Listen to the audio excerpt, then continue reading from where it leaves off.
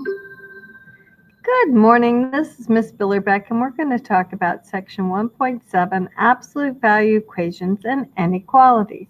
So let's talk about what does absolute value really mean. So it means we're measuring the distance from zero. So distance is neither positive, well, it's always positive, and it's never negative. So distance is always positive. So we use an absolute value to determine distance. So let's look at a real life situation where we might need an absolute value. So Amelia is participating in a 60-mile spin-a-thon, and she plans on taking a 15-minute break within 5 miles of 30 miles. All right, so let's look at this. So she's starting here at 0 miles. At 30 miles, around 30 miles, she wants to take a break. So it's within 5 miles, so it could be on this side of 30 miles or this side of 30 miles. And then she's going to continue on 60 miles. Now, if you're wondering what a spin-a-thon is, you are on a stationary bike in a gym and you're inside and just spinning. So this is rather fast, 22 miles per hour to be doing that. So let's write an inequality to represent that. Now let's set it up where our inequality is representing a number close to 0. So if we know that miles over hour times hour, the hours cancel, we end up getting miles. So if we take this rate and multiply it by time, we should get distance because the hours cancel out and we're left with miles. So if we take 22 times time, and we want to set this to 0, she's taking a break around 30 miles, so we're going to subtract 30, and we're going to put an absolute value here, and it's within, so that means it's going to be less than or equal to the 5 miles. So that would be an inequality that we would write. Okay, so this distance, as it gets closer and closer into 0, it will be less than or equal to 5 miles. All right, so let's take a look and see how long she's going to ride before break. Before her break. So sometimes we just don't know how we're going to feel, and that's a long distance to be riding. So there we go. Okay, so we're going to take this apart and figure out the time now.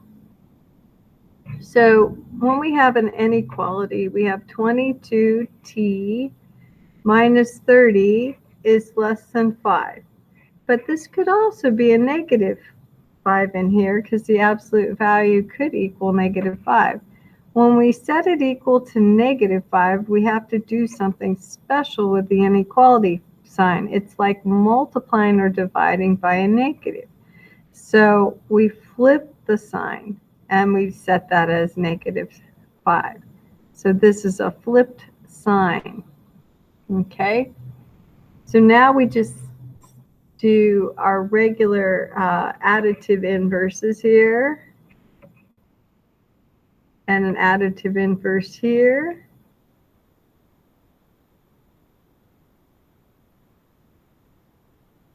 Okay, and that's 22t, and then it's less than or equal to 35. And then we have 22t is greater than or equal to 25. So when we divide by 22,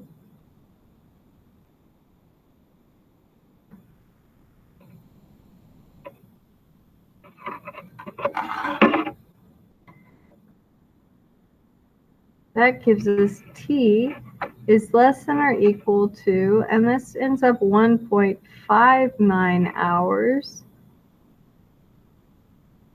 And this is t is greater than or equal to 1.14 hours. Okay, so if we looked at that on a graph, what we would be seeing is this is a smaller time, so we'd have t, it includes 1.15 hours, so 1.4, and then this is 1.59 hours, So this means it's going to be greater than or equal. This is less than or equal, so this is an AND situation because of the key word within.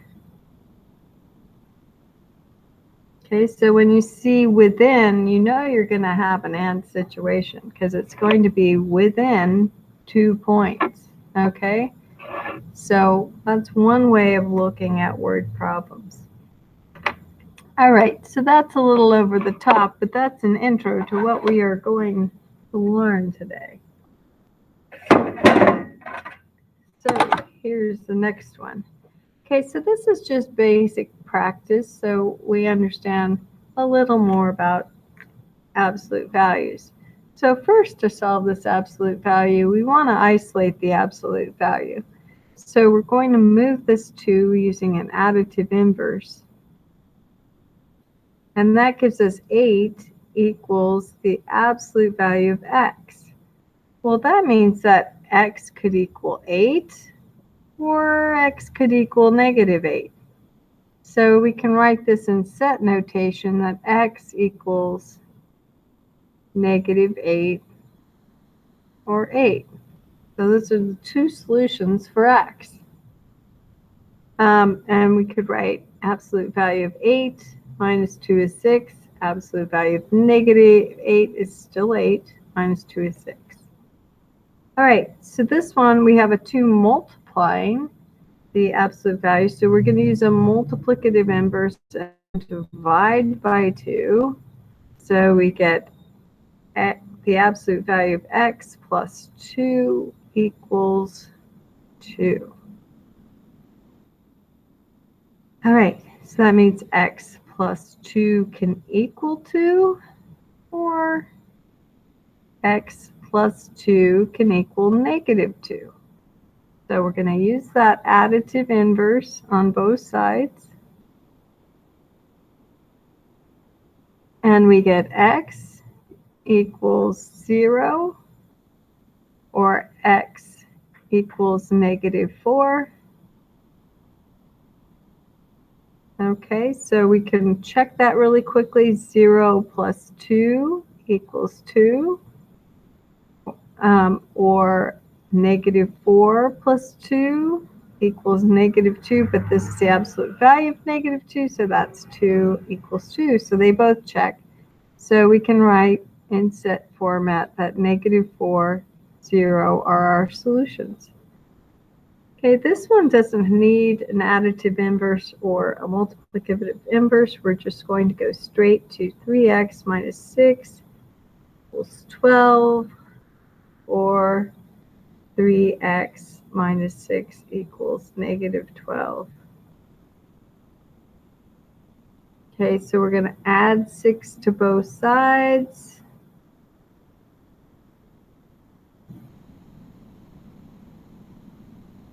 And we get 3x equals 18. And 3x equals -6. We divide by 3.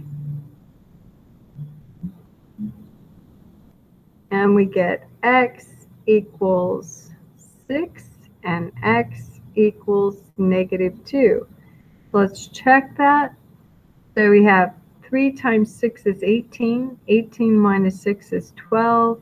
The absolute value of 12 is 12.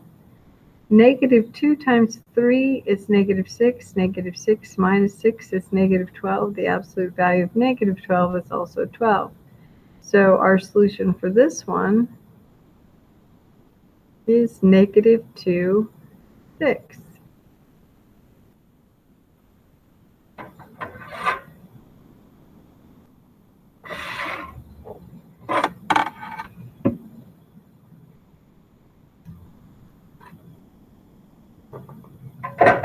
Okay, so if Kennedy travels 20 miles per hour, what is an inequality which represents her arrival time within 10 miles of her destination? Okay, so she's boating and she's starting here and she's going to boat 80 miles and she wants to tell somebody when she's going to be within 10 miles of her destination. So again, we want to set an inequality, so she's at 0 in the inequality, and then we're going to set that as within, so that's going to be less than or equal to 10. Okay, so that gives us that plus or minus. So we have a speed, and if we remember, rate times time equals distance. Okay, or we can look at miles over hours times hours equals miles. So that's what we're going to do. All right, so we have 20 miles per hour times hours minus 80. Now, as we approach 80, that's going to be 0. So that's going to be our distance from 0, and that's going to be greater than or equal to 10. All right. So now we have two equations we can generate from that. So we have 20t minus 80 is less than or equal to 10, or 20t minus 80 is greater than or equal to negative 10. So we use an additive inverse.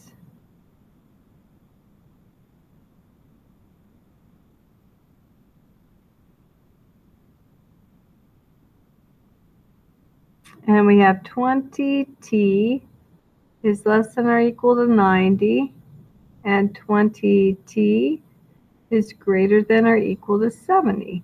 So when we divide by 20, using a multiplicative inverse, that cancels, and this is just t is less than or equal to 4.5 hours, and t is greater than or equal to 3.5 hours. Okay, so if we were to graph her arrival time, which is not asked for, but if you were to graph just to see it, sometimes seeing things is much better. Her arrival time is going to be within 3.5 hours and 4.5 hours, and it can be anywhere in between. So this would be the solution to her wanting to be within 10 miles of her destination. So she will arrive between 3.5 and 4.5 hours.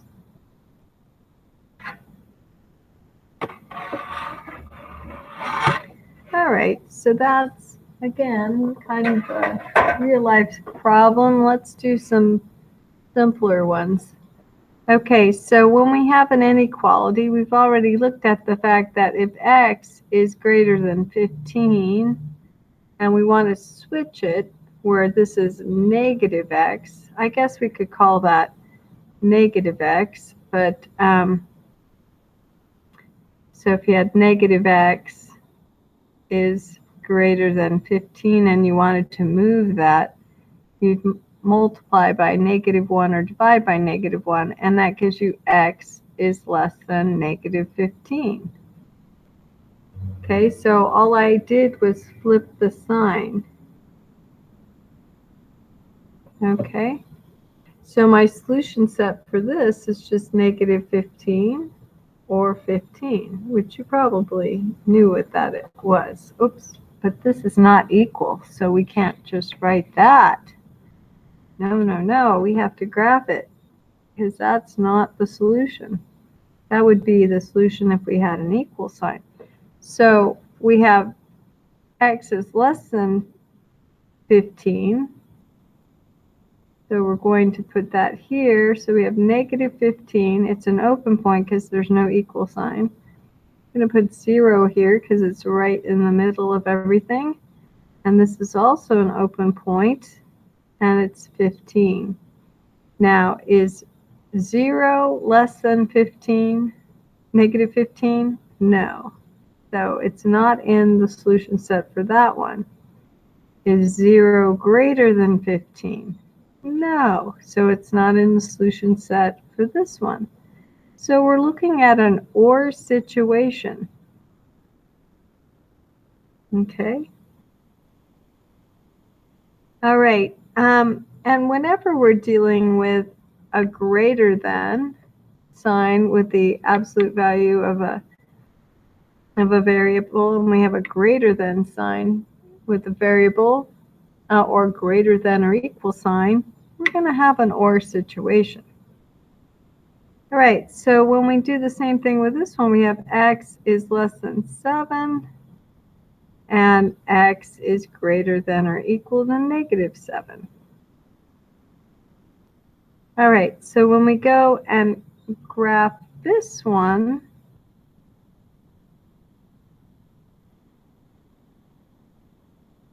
okay, negative 7 has an equal bar, so it can be negative 7, so we're going to close the point. That has an equal bar, so it's included, so we're going to close that point. And we do a test of 0. Is 0 greater than or equal to 7? Yes. Is 0 less than or equal to 7? Yes. So we fill in the gap here, and this is an AND situation. So when we have an inequality sign that says less than, if we have a variable and an absolute value sign, and we have a less than sign or a less than or equal to sign, we have an AND situation.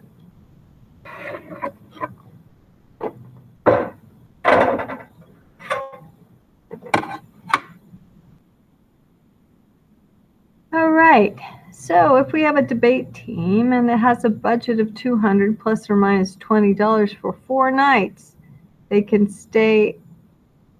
they stay at a $55 a night hotel?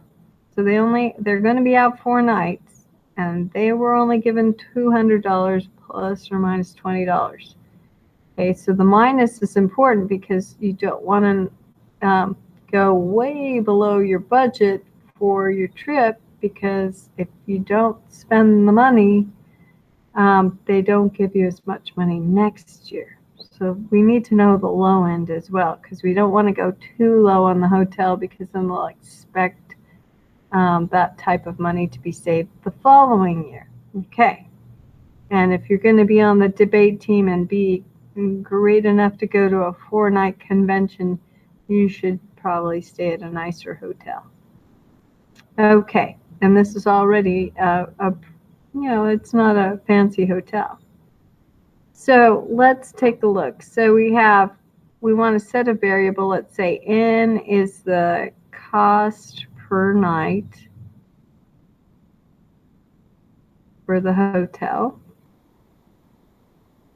And we have 4 nights, so 4N and minus 200. So we're setting it equal to 0 when we spend it. So we're going to set an absolute value, and then it's plus or minus, so that's the same thing as within. So that means it's going to be less than or equal to 20. So we have 2 equations we're going to solve. 4N minus 200 is less than or equal to 20, or 4N minus 200 is greater than or equal to negative 20. Okay, so we add 200 to both sides.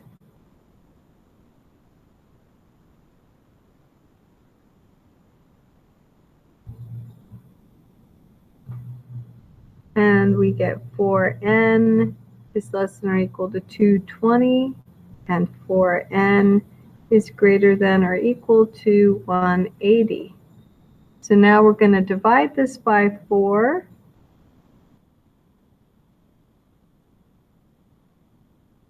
And we get N is less than or equal to, and then that gives me $55. And we also have N is greater than or equal to $45. Okay, so if we were graphing this for our budget purposes, so we know how low can we go, how low should we go, and how high can we go. We would see we could get a hotel room that costs $45 or get a hotel room that's $55. And between the two is the solution. So we can spend that much money for either one. All right, that's it. Have a wonderful evening. Bye-bye.